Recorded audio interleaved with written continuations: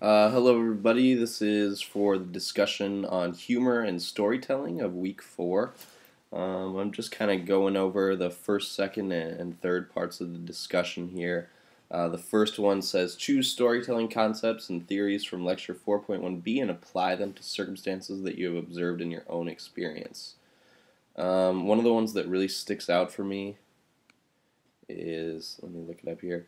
Oh yeah, James Herbert Mead's theory of mind. I can definitely relate to doing that, especially in dealing with family members who are maybe more conservative or more liberal than me. Even I know I have some like vegan relatives in Seattle, and they have small children, and they're kind of very particular how they raise them and stuff. And so whenever I go over there, it's much less. I'm trying to be much less crude and project myself in a much more kind of respectable way from their point of view. And I see that happen with everybody that I talk to. Um, and that can also be a cultural thing. It's like if I'm talking to like punks or something like that, lots of times I can swear more or more things like that. So that's definitely where I see ideas of theory of mind, in that I kind of perceive what I how they'll react to what I'm going to say, and I base my words on how I believe they're going to react. The second part of the discussion is choose concepts theories from one of the articles in the article folder on humor, gossip, and storytelling. Explain or define the concepts and theories. And hold on, let me take a look at a couple of these I had prepared.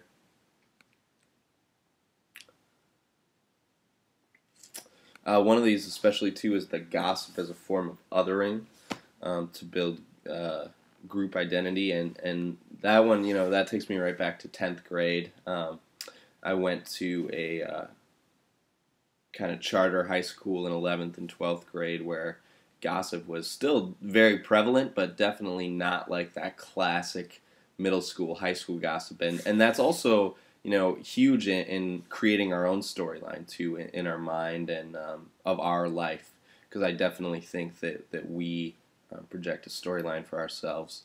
But so that gossip kind of creates, first of all, it helps us to, select who's in and who's out.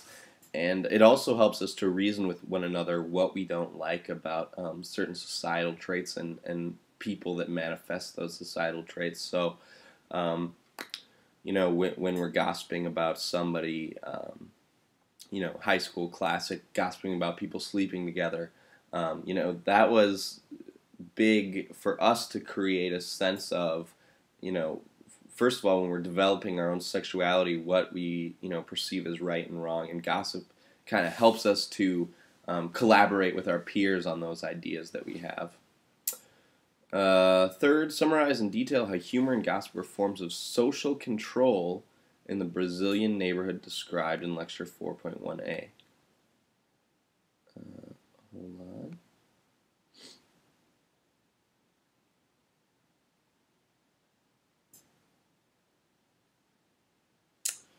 So, how humor played a role in control. Um,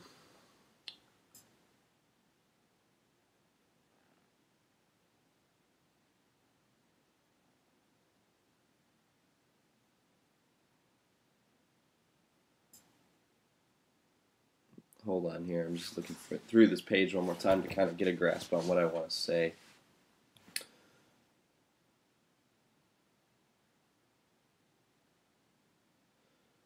So in Brazil, humor holds a very kind of dichotomy between men and women.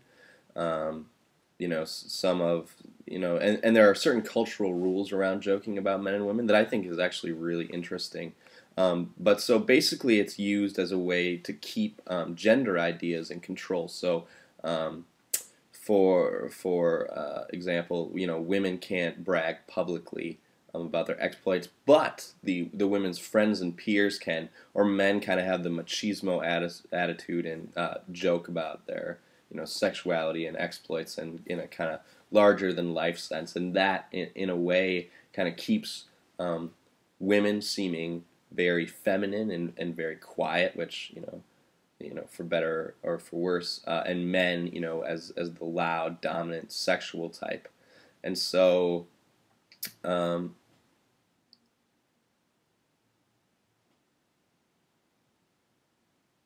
so yeah, so that really creates that problem and that power structure and especially in some places in poor Latin America where um, the gender gap is still very, very big, and women being educated is still a huge issue.